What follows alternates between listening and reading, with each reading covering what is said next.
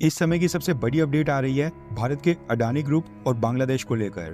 पिछले 2-3 महीनों से बांग्लादेश की इंटरिम गवर्नमेंट और भारत के अडानी ग्रुप के बीच पेंडिंग पेमेंट्स को लेकर जो ये डिस्प्यूट चल रहा था, इसमें फाइनली अडानी ग्रुप को पार्शियल जीत मिल गई है। अब हम इसको पार्शियल क्यों कह रहे हैं, इसको भी हम आगे डिस्कस करेंगे। सारी डिटेल्स मैं आपके साथ प्रूफ के साथ शेयर करूंगा, क्योंकि पेमेंट्स कैसे होंगी इसमें भी एक छोटा सा कैच है, इसलिए वीडियो को एंड तक देखिएगा। रेफरेंस के लिए आपकी स्क्रीन के ऊपर द बिजनेस स्टैंडर्ड के आर्टिकल का स्क्रीनशॉट है। यह आर्टिकल पिछले कल यानी कि 12 नवंबर का है। अब जो अडानी ग्रुप और बांग्लादेश पावर डेवलपमेंट बोर्ड के बीच बिजली के लिए एग्रीमेंट साइन हुआ था, उसके मुताबिक अडानी ग्रुप को बांग्लादेश को 1496 मेगावाट्स बिजली सप्लाई करनी थी, यानी कि ऑलमोस्ट 1500 मेगावाट। पेमेंट्स ना मिलने के ऊपर अडानी ग्रुप ने 1496 मेगावाट से कम कर बिजली को पहले 700 मेगावाट किया और उसके बाद फिर उसको और भी कम कर 500 मेगावाट कर दिया था।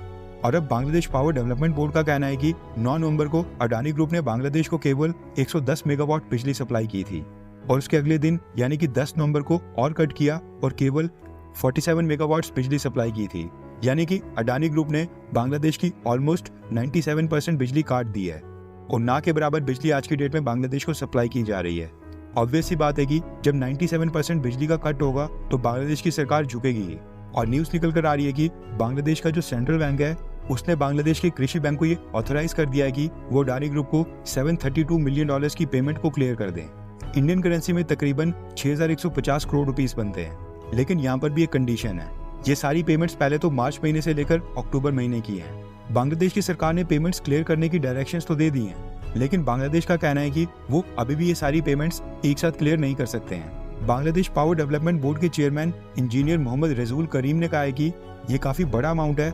इससे पहले वो अडानी ग्रुप को हर महीने 15 से 20 मिलियन डॉलर्स की पेमेंट कर रहे थे, लेकिन वो आज के बाद यानी कि नवंबर महीने के बाद से अडानी ग्रुप को हर महीना $100 मिलियन या उससे भी ज्यादा की पेमेंट्स करने के लिए रेडी हैं। हम पेमेंट अमाउंट को बढ़ा रहे हैं क्योंकि उनके पास और कोई ऑप्शन नहीं है। बांग्लादेश पावर डेवलपमेंट बोर्ड के चेयरमैन इंजीनियर मोहम्मद रसूल करीम ने द बिजनेस स्टैंडर्ड से कहा कि बांग्लादेश के बैंक्स के पास US डॉलर्स की प्रॉपर सप्लाई ही नहीं है, जिसकी वजह से वो चाहकर भी एक साथ पेमेंट क्लियर नहीं कर सकते हैं। बांग्लादेश के बैंक्स को केवल अडानी ग्रुप को ही पेमेंट नहीं करनी है। बांग्लादेश जो सामान इंपोर्ट कर रहा है, बैंक्स को उनकी पेमेंट्स भी US डॉलर में करनी है। अगर कृषि बैंक अडानी ग्रुप को सारी पेमेंट्स कर देगा तो इम्पोर्ट बिल क्लियर करने में काफी परेशानी आएगी। इसके साथ ही बांग्लादेश की कृषि बैंक के ऑफिशियल्स ने यह भी कहा है कि सितंबर और अक्टूबर महीने में बैंक को ऑन एन एवरेज 110 से 120 मिलियन डॉलर्स की रेमिटेंसेज आई थी और थोड़ा बहुत रिवेन्यू इंटरबैंक ट्रांजैक्शन से भी होता है। चैलेंज ये है कि अडानी ग्रुप को पेमेंट्स करने के लिए रेमिटेंसेज इनफ्लो 110 से 120 मिलियन डॉलर्स लगातार बना रहना चाहिए, ताकि वो अडानी ग्रुप को आगे भी लगातार पेमेंट्स करते रहें। अब अगर हम पूरी सिचुएशन के ऊपर नजर डालें, बांग्लादेश की सरकार $100 मिलियन पर मंथ देने के लिए रेडी है। इसका मतलब है कि अडानी ग्रुप की पेमेंट्स 7 से 8 महीनों के बाद जाकर कंप्लीट होंगी। लेकिन फिर से इस बीच अडानी ग्रुप जो बांग्लादेश को बिजली सप्लाई करेगा उसकी पेमेंट्स भी पाइल अप हो जाएगी। उनको अगेन 7 से 8 महीने और लगेंगे, इसलिए अडानी ग्रुप के लिए डील बिल्कुल भी अच्छी नहीं है। अब देखना ही होगा कि Adani group $100 million per month की पेमेंट स्वीकार कर लेता है या फिर इस ऑफर को रिजेक्ट करके कंप्लीट पेमेंट्स एक साथ करने के लिए कहता है। आगे क्या होगा इस पूरी डेवलपमेंट के ऊपर हमारी नजर होगी।